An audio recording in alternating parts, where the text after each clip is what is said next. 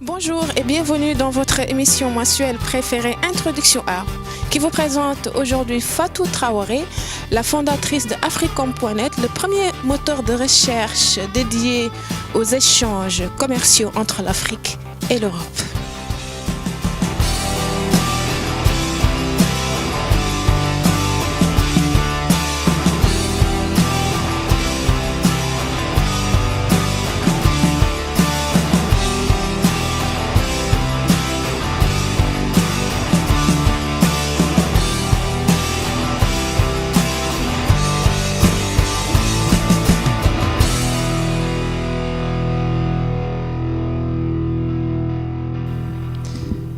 Bonjour Fatou, nanga def? Magnifique, Ah, là je suis trop contente là. Enfin je rencontre quelqu'un qui parle un peu ma langue. Ah bah je parle pas qu'un peu quand même, j'ai grandi à Dakar, j'y suis née, donc je parle forcément parfaitement le Wolof. Super, alors Fatou, comme je le disais tout à l'heure en amont, que vous êtes la fondatrice de Africom.net. Alors avant de rentrer dans le cœur de l'interview, j'aimerais bien que Fatou nous dise qui elle est, quel est son parcours. Voilà.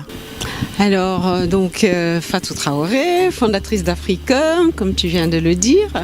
Je suis née à Dakar, j'y ai grandi, j'y ai passé la plus grande partie de ma vie. Je suis née de parents qui viennent de diverses origines. Mon grand-père paternel venait du Burkina Faso, ma grand-mère de Thiès, donc mon père est né à Thiès. Ensuite, du côté de maman, mon grand-père était de Matam et ma grand-mère de Saint-Louis.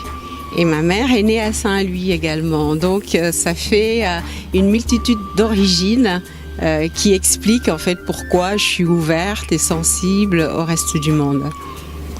Et pour parler un peu de mon parcours, je dirais que je l'ai commencé à Dakar. J'ai commencé à Dakar ma scolarité et ensuite j'ai terminé ma formation en France où je suis installée depuis environ une trentaine d'années. Je me suis plus particulièrement axée vers le commerce international. Où j'ai été formée et donc j'ai une expérience d'une dizaine d'années dans l'import-export. J'ai travaillé donc pour des entreprises qui faisaient de l'export depuis la France vers l'Afrique et dans l'autre sens également. J'ai travaillé également pour une entreprise qui faisait de l'importation de matériaux, d'équipements pour la construction depuis le Sénégal vers la France également. Dis donc quel parcours! Et quel beau mélange d'ailleurs, hein. Merci. Mais je ne m'arrête pas là. Il y a également quelque chose qui me tient à cœur. Je suis partisane de l'association. Je suis membre d'une association qui s'appelle Eurafriclap. Ça veut dire quoi? Eurafriclap, oui. En fait, c'est une fondation qui permet d'aider à une importante visibilité au cinéma africain. D'accord. Est-ce que tu peux appeler... on va faire plus simple. On va arrêter de se vous voyez. On se tutoie puisque de toute façon, tu es ma sœur. Moi, je t'ai tutoyé d'emblée. Est-ce que tu peux appeler le nom de l'association pour... Eurafriclap, c'est très simple. Ça s'écrit E-U-R-A-F-R-I-C-L-A-P. Eurafriclap, le clap comme le cinéma. D'accord. Et donc Eura, toujours ma biculture qui se retrouve partout, Europe et Afrique. Et donc nous tentons de favoriser les échanges culturels. Donc on est axé plus sur le cinéma, donc une meilleure visibilité pour le cinéma africain. Mais quand tu dis cinéma africain, c'est pour toute l'Afrique ou bien une partie de l'Afrique? Toute l'Afrique. Ça c'est intéressant. Nous sommes en train de préparer d'ailleurs le prochain festival qui va démarrer le 12 juin. Et à ce moment-là, ce sera l'occasion de voir des films qui viennent d'un peu partout d'Afrique. Je garde donc la surprise. Je ne vous nommerai pas les films qui seront visibles à ce moment-là, puisqu'on est encore en train de discuter et tout dépendra de la décision finale qui se fera. Voilà. D'accord. Alors, on va revenir sur Africom.net. Alors, quel est l'élément phare qui t'a poussé à créer Africom.net et depuis quelle année, depuis combien de temps elle existe? Alors, j'ai fondé Africom.net depuis octobre 2013. D'accord. Donc, ça fait plus de 3 ans. Et j'ai été en fait inspirée, on va dire, et poussée dans cet élan parce qu'il y a eu un constat que j'ai fait à l'époque où j'étais dans l'import-export. Les infrastructures entre l'Afrique et l'Europe faisaient défaut. Je m'explique. Quand il s'agissait d'expédier des conteneurs de pièces détachées ou autres, il n'y avait pas de problème. Ça passait par les transitaires maritimes, etc. Il n'y avait aucun souci. Cependant, il m'est arrivé donc une anecdote que je vais raconter d'ailleurs. Ce sera beaucoup plus édifiant.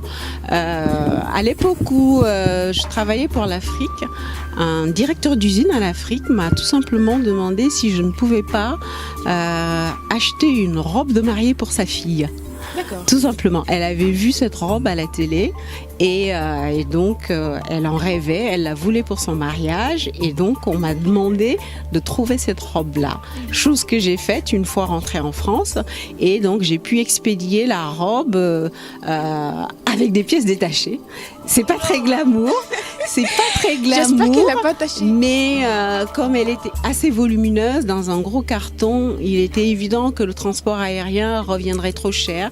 Donc on l'a fait partir par bateau avec les conteneurs de pièces détachées. Pas très glamour, je vous l'accorde, mais la mariée était heureuse en tout cas de retrouver sa robe. Ça c'est une anecdote. Et en fait, à partir de là, j'ai eu à plusieurs reprises effectivement de rendre service à des clients en Afrique qui avaient besoin d'équipements qu'ils ne trouvaient pas sur place. Ce qui n'est pas rare jusqu'à présent. Oui, bien sûr, oui. C'est toujours d'actualité. Évidemment, tous les produits qu'on trouve sur l'Afrique, tant mieux, mais il existe encore des choses dont on peut avoir besoin et j'estimais que c'était tout à fait normal que les Africains aient cette liberté-là de pouvoir acheter des choses qu'ils ne trouvaient pas sur place. Voilà. Et donc c'est ça qui a fait que ça t'a révolté. Voilà. Donc, voilà. Tout à fait. Et en fait, moi, ensuite, quand Internet est arrivé, j'ai constaté que les plus grands sites qui expédient leurs marchandises à travers le monde, un peu partout, boudaient un peu l'Afrique. Ils ne daignent pas, pour l'instant en tout cas, mettre en place des infrastructures pour permettre aux Africains d'accéder aux sites de vente en ligne et de se faire livrer chez eux. Et donc voilà, j'ai décidé de le faire. Je t'en félicite, parce que malheureusement, les gens ont tendance à penser, dès qu'on parle de l'Afrique, on pense au conflit, à la guerre, à la misère, alors que l'Afrique aussi a un grand potentiel et on est en train de se développer petit à petit. Pour moi, il s'agissait également de montrer une autre image de l'Afrique. Et d'ailleurs, je me bats en essayant de favoriser les échanges dans l'autre sens. Bien sûr. Voilà. Alors d'où, en fait, ce dont on est en train de parler, ça touche vraiment ma question suivante. Comme on a dit qu'Africom.net a plus de 400 millions de produits disponibles. Quels sont les produits les plus demandés en Afrique ou en Europe? Alors aujourd'hui, en fait, je vais commencer par les produits qui partent d'Europe pour aller vers l'Afrique. J'ai énormément de demandes en ce qui concerne les produits d'équipement de sport. C'est vrai, j'allais dire portable, carrément. Pour l'instant, vraiment, les produits phares, c'est tout ce qui est chaussures, vêtements de sport, quelques équipements de sport, vélos d'appartement et autres. Et ensuite, évidemment, en deuxième position, c'est la téléphonie. Tout ce qui est téléphone et également des ordinateurs, voilà. Et ensuite, après, en troisième lieu, on retrouve pas mal de produits de la mode. Et d'ailleurs il y a de plus en plus de demandes. C'est-à-dire quand tu dis de la mode, excuse-moi de te couper, c'est des Africains qui demandent des produits de mode ici en fait. Issus des créateurs africains ou des créateurs européens ou les deux? Alors, je dirais les deux. On y arrive. Mais juste pour en finir avec la branche France vers l'Afrique, j'ai de plus en plus de demandes donc, de produits de qualité. J'ai d'ailleurs été approchée par une marque française qui souhaiterait développer son chiffre d'affaires vers l'Afrique parce que pour l'instant, ils ne savent pas encore vendre en Afrique. Afrique. Et j'espère bientôt qu'ils pourront intégrer la plateforme Africom pour donner accès à des produits premium. C'est pas encore du luxe, mais c'est des produits premium. Et puis le luxe va suivre, bien évidemment. Et qui sont actuellement les partenaires d'Africom? Alors aujourd'hui, les fournisseurs, on va dire, les fournisseurs partenaires, on les connaît par affiliation. Aujourd'hui, on a Amazon, Price Minister. Il y a également tout le groupe Zanox qui comprend La Redoute, Pimki, Guess. Il y en a quand même pas mal. Plus des belles marques bien connues. Rien que Zanox, en fait, représente plusieurs dizaines. Il y en a, je crois, 24, mais nous en avons choisi que 12.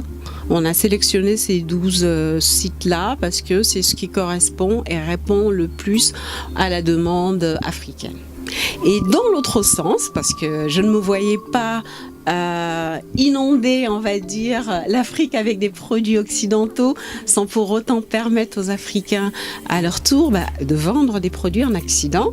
Et effectivement, on a mis en place des boutiques qui permettront aux Africains de vendre leurs produits en Occident. Je rentre d'un voyage au Burkina où j'ai pu rencontrer donc des partenaires qui sont fortement intéressés. Il y aura donc de l'artisanat.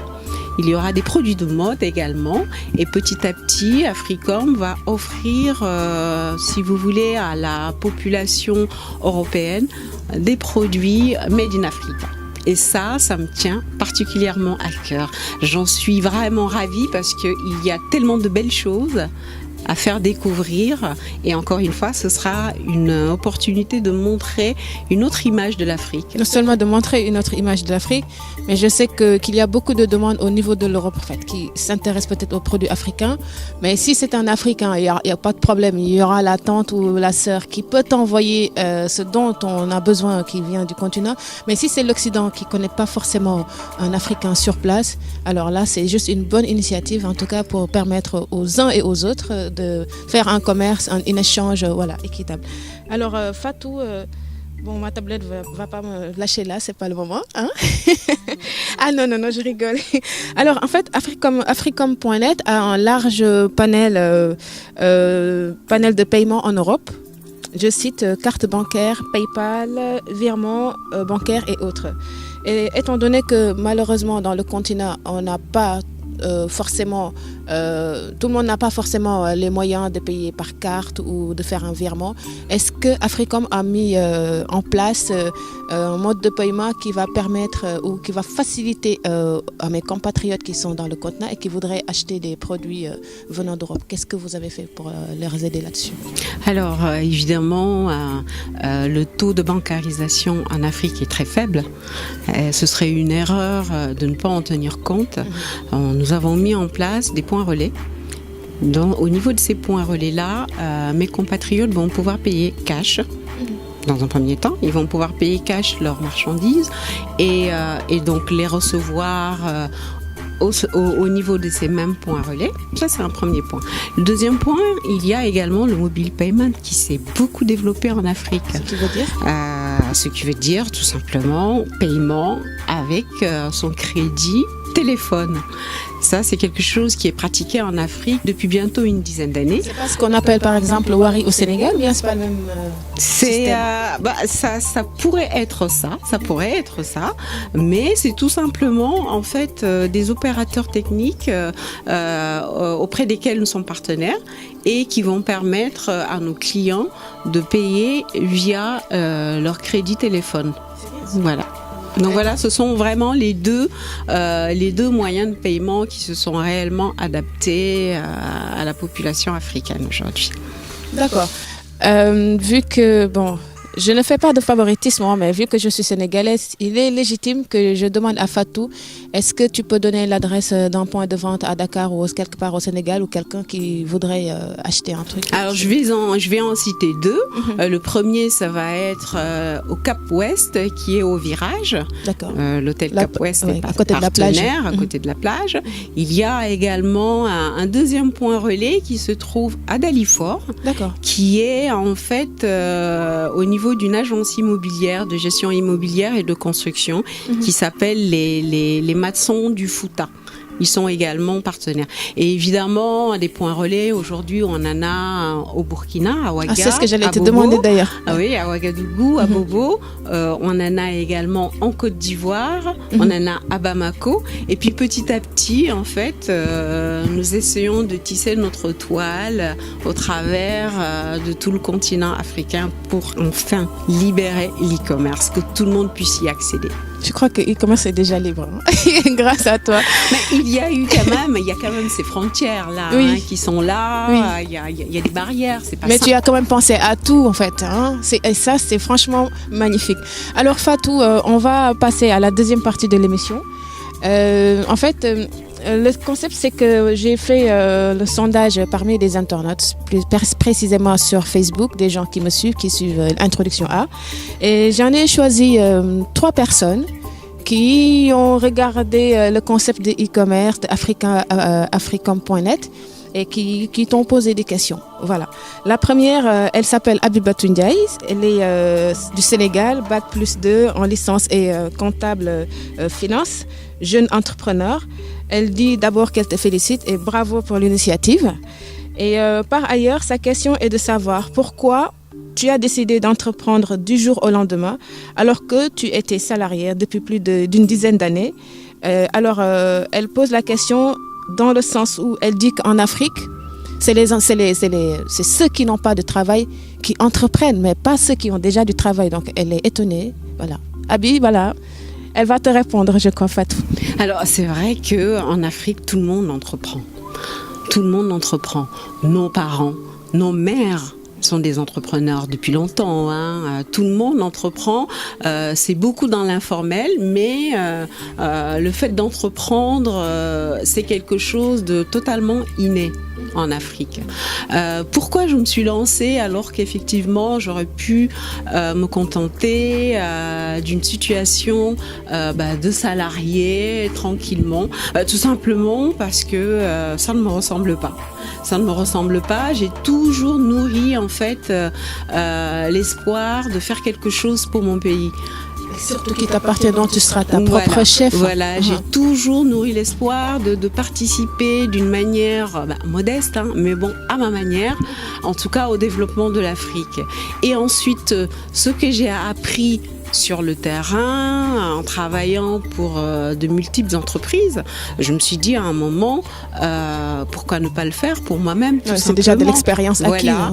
Et puis, je suis aussi habitée par cette envie, ce besoin de faire quelque chose d'utile aux autres. Quand il y a quelque chose qui ne va pas, je ne peux pas m'empêcher de résister. Il faut que j'essaie de trouver des solutions. Voilà, d'où Africom aujourd'hui. Voilà, Abi, j'espère que la réponse te satisfera. Sinon, tu pourras toujours la joindre sur Facebook. Il suffit juste de taper africom.net et vous avez le site et la page de Africom où vous pouvez discuter. Alors, la deuxième personne, elle est d'ici. Elle s'appelle Kevin Lepage. Il est ancien mannequin et écrivain. Alors, sa question, il demande au niveau de la garantie, si le produit non alimentaire arrive cassé, y a-t-il un remboursement? Et si ce sont des denrées alimentaires, est-ce qu'il y a un label de garantie de consommation sans danger? Alors, pour ce qui concerne des produits cassés, des malfaçons ou autres, j'ai trouvé une solution en fait. Il est vrai que le transport de marchandises peut être très coûteux. Déjà, expédier la marchandise et ensuite la faire revenir en France pour réparation ou pour échange, j'ai trouvé que c'était beaucoup plus judicieux de laisser la marchandise sur place. À savoir, aujourd'hui, en Afrique, on a une jeunesse qui a les doigts en or. En Afrique, on sait tout réparer. Tout réparer. Et donc, qu'est-ce qui se passe? Moi, je m'adresse tout simplement à des gens qui ont la formation nécessaire, qui vont réparer le matériel et le revendre au niveau du point relais sur place. À un coût moins élevé, c'est sûr, puisque c'est du matériel reconditionné. Et ensuite, je prends sur moi et je m'arrange avec le fournisseur en France pour réexpédier une nouvelle marchandise. Comme ça, on trouve un parfait équilibre. Pour ce qui est de l'alimentaire, je n'ai pas encore pris l'option de vendre des produits alimentaires. Uniquement ce qui est en fait de longue conservation, et à ce moment-là on se base tout simplement sur ce que le site en lui-même a à proposer, c'est-à-dire si le site répond aux normes sanitaires et alimentaires, oui, on va pouvoir le faire. Si ce n'est pas le cas, on ne le fera pas. D'accord, merci pour ces éclairages. Kevin, je crois que tu as entendu la réponse de Fatou. Alors, pour finir avec la troisième personne qui s'appelle Jean-Jean Ekofo Bokele. Il est consultant international hispano-congolais. Alors, sa question est de savoir quelles sont les barrières institutionnelles et techniques que les pays africains ou l'Union africaine peuvent-ils supprimer, c'est-à-dire pour faciliter l'usage des téléphones comme moyen de paiement électronique par les consommateurs africains. C'est ce que tu disais tout à l'heure, c'est moment qu'il pense à cette question. Oui, j'y ai partiellement répondu, mais en fait, ce qui est clair, c'est qu'aujourd'hui, en Afrique, il y a une politique monétaire qui ne favorise pas réellement les échanges. Le taux d'échange interne, les échanges commerciaux internes à l'Afrique sont très très faibles. C'est très faible. Je pense que la zone UEMOA et la zone CEMAG devraient travailler ensemble et trouver une politique unique afin d'avoir une monnaie forte qui permettra donc une meilleure circulation au niveau des paiements. Et ça s'arrête pas là. Le deuxième problème en fait qui est capital pour moi, c'est au niveau des barrières douanières. Aujourd'hui, une marchandise qui quitte le Bénin pour aller au Togo pour rencontrer 6 barrières. 3 barrières au niveau du Bénin et 3 au niveau du Togo. C'est juste inacceptable. Voilà, il y a un travail à faire dans ce sens-là, faire en sorte qu'il y ait une meilleure circulation des biens et des populations. Aujourd'hui, l'Afrique devrait pouvoir s'ouvrir d'abord en interne, s'enrichir en interne pour pouvoir s'ouvrir au monde et affronter le monde extérieur. On a tout intérêt à travailler tous dans ce sens-là. Faire tomber les barrières entre les pays africains. Je vais revenir sur ce que tu disais par rapport à la monnaie, une monnaie forte. Est-ce que tu es pour que l'Afrique ait une monnaie unique du nord au sud, de l'est à l'ouest? Je pense que là n'est pas vraiment la question, c'est un long débat. Aujourd'hui, on en parle beaucoup, c'est un sujet d'actualité. Voilà, pour ceux qui veulent sortir du franc CFA, je parle en fait dans ce sens, je ne sais pas si... Pas partisante, en tout cas, des solutions brutales. Pourquoi pas sortir du franc CFA? Mais je pense pas que ce soit dans notre intérêt. Ça voudrait dire qu'on va repartir de zéro. Déjà, ce n'est pas facile avec ce qu'on a en place. Alors, s'il faut faire table rase de tout pour recommencer de zéro, alors bonjour les dégâts. Je pense qu'on a plutôt intérêt à formaliser, on a plutôt intérêt à travailler sur ce qui est déjà mis en place, l'adapter, une meilleure adaptation en fait de ce dont on dispose aujourd'hui pour favoriser les échanges, pour que l'Afrique ait une monnaie ou 2 monnaies ou 3 monnaies, mais en tout cas que les échanges puissent se faire de manière très forte. Forte et équitable. Et équitable, oui. Et j'ajouterais une chose importante, n'oublions pas le partage.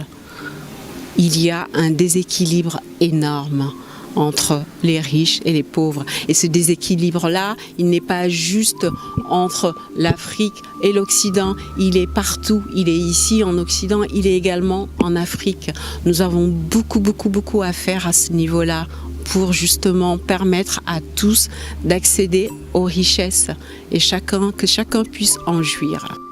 D'accord, en fait je ne vais pas aller loin là-dessus puisque moi j'ai mes positions personnelles sur cette manque d'équité de la répartition des biens en Afrique, puisque malheureusement la plupart des pays africains, qu'on le dise, enfin faut mettre le doigt là-dessus, ils sont, c'est des gens qui font la politique du ventre. Ils s'enrichissent et puis le reste, c'est pas leur problème. Bon, bref, on va pas faire la politique aujourd'hui.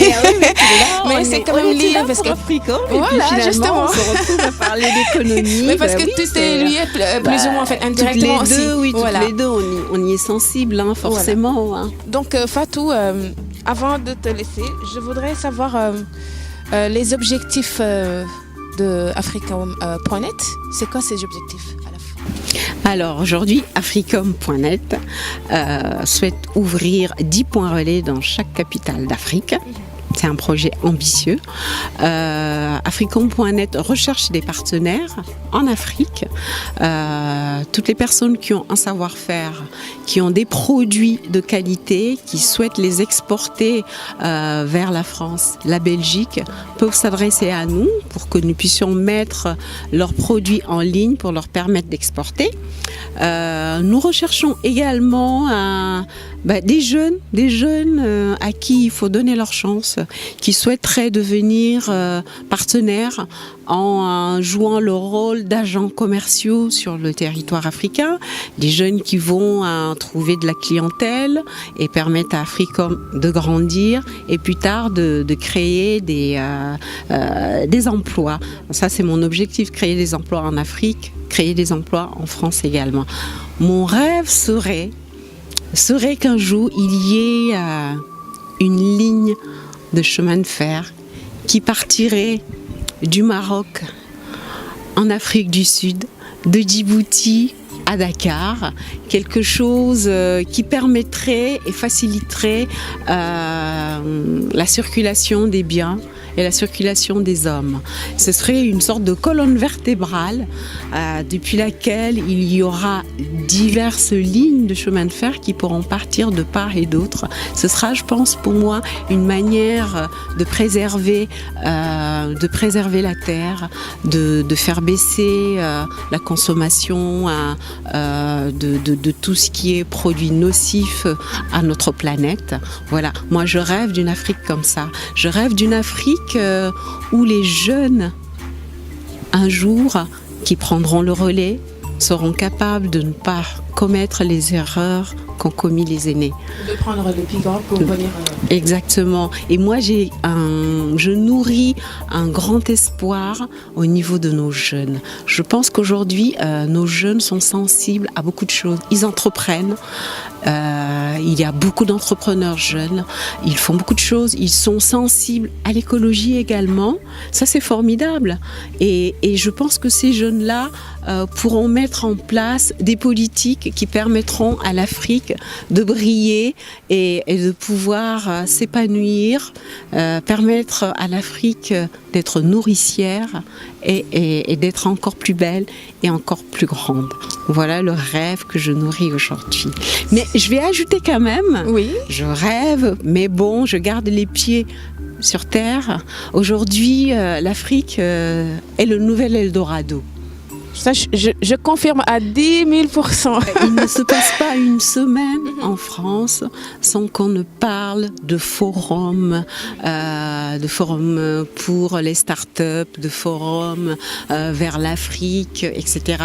Et c'est la même chose également en Afrique. Il se passe beaucoup de choses. Tout est dirigé vers les nouvelles technologies. C'est excellent, c'est une bonne chose, hein. Je suis la première à en profiter. Mais j'aimerais quand même attirer l'attention sur une chose. Il n'y a pas que le digital, il n'y a pas que les nouvelles technologies. L'Afrique a besoin de former des jeunes qui ont des capacités à devenir ingénieurs. L'Afrique a besoin de techniciens supérieurs et d'ingénieurs, car ce sont eux qui pourront créer des usines, qui pourront travailler sur les matières premières, transformer les matières premières en Afrique pour pouvoir exporter. Je pense que là sera notre force. Mais je crois que Fatou, ça, en fait, on l'a déjà, hein, on a quand même pas mal d'étudiants africains qui finissent les études, que ce soit ici en Europe ou aux États-Unis. Malheureusement, ils ne rentrent pas parce qu'ils ne trouvent pas du travail. Et pour entreprendre, je ne vais pas te l'apprendre, avant de pouvoir développer sa société, il faut beaucoup de temps, il faut beaucoup d'investissement, beaucoup de patience. Et malheureusement, ces gens-là, je sais pas, je vais pas dire qu'ils n'en ont pas, mais en tout cas, ça fait pas plaisir de sortir de son pays, de payer des millions, étudier, finir et que ton gouvernement n'a rien à te proposer. Bon, on va pas continuer là-dessus. On va peut-être continuer sur Africom. Exactement, voilà. Donc, comme malheureusement, l'émission touche à sa fin, ton dernier mot sur Africom, c'est quoi, Fatou? Alors, Africom, la plateforme qui favorise les échanges commerciaux entre l'Afrique et l'Europe, elle est là pour tous. Il faut que vous vous mobilisiez, que vous trouviez une offre à nous faire pour pouvoir trouver votre place sur la plateforme. Donc nous favorisons réellement les échanges commerciaux, mais nous favorisons également la possibilité pour toute personne qui souhaite exporter. Mais justement, j'ai dit que c'était ton dernier mot, mais finalement, en fait, j'ai rectifié parce qu'il y a quelque chose qui me fait penser. La façon dont on pourra contacter Africom pour quelqu'un qui se trouve sur le continent et qui voudrait être partenaire voilà, sur le site. C'est très simple. Donc sur www.africom.net, à savoir qu'Africom s'écrit avec 2 E comme Freedom, comme Africom, comme e-commerce, www.africom.net. Vous allez remplir le formulaire pour les fournisseurs. Il y a un formulaire donc, en bas du site, en bas, tout en bas à droite, à la page d'accueil du site. Vous cliquez donc sur devenir fournisseur. À ce moment-là, vous remplissez ce formulaire-là si vous avez des produits à vendre. Donc vous répondez au formulaire que vous nous envoyez, nous l'étudions et ensuite nous vous envoyons une réponse. Merci Fatou. Je suppose qu'il n'y a pas que Africom ou les associations dans la vie d'une belle femme comme toi. Il doit y avoir des hobbies quelque part. Peut-être, bon, je sais que pour ce qui est de la cuisine, j'ai eu la chance de goûter à ta cuisine tout à l'heure avec Alex, mon frère qui filme. Et c'était succulent, merci. Mais en dehors de ça, quels sont les hobbies de Fatou ? Est-ce que Fatou aime danser? Est-ce que... Je ne sais pas. Alors, moi, j'ai pratiqué du sport à mon très jeune âge. Voilà la réponse pour laquelle la taille. Hein. J'ai été athlète de haut niveau. C'est vrai? Oui, je faisais de l'athlétisme au club de Yaraf à Dakar pendant toute mon adolescence. J'ai d'ailleurs eu le privilège de détenir un record du 400 mètres minime à l'époque. Ça, tu l'avais gardé, hein? C'est énorme, ça, et c'était vraiment la surprise de l'émission. Et donc oui, c'est vrai que la pratique du sport aide aussi à la combativité. Je pense que c'est ça qui est un tout petit peu la colonne vertébrale et qui me permet en fait d'avancer, de toujours vouloir remporter des challenges. Et l'autre passion, c'est la salsa. Oui, mon mari et moi, nous sommes des passionnés de salsa. Il est musicien amateur et puis c'est une passion pour nous, la musique et la danse. Et la cuisine, parce que moi, je ne vais pas oublier ce plat succulent qu'on m'a donné. Hein. Et Introduction A te souhaite beaucoup de succès, beaucoup de courage, parce que de toute façon, du succès, je sais que c'est juste une question de date. Mais ça viendra, puisque moi, je crois en toi. Et Introduction A croit en toi. Et je sais que comme j'ai envie de le dire et l'habitude de le dire, tu fais partie des femmes viriles. Ceci ne veut pas dire que les garçons manquent. Hein. Femmes viriles, c'est les femmes qui se battent pour s'en sortir. Voilà. En tout cas, merci Fatou de cette interview que tu nous as accordée. Merci à toi. On te souhaite beaucoup de courage. Pour ta générosité. Est ensemble. Merci de nous donner à tous notre chance de nous exprimer. Voilà. Alors maintenant, on vous donne rendez-vous prochainement pour notre invitée. Sûrement une femme, puisque j'adore les femmes. Moi-même, j'en suis. Au revoir.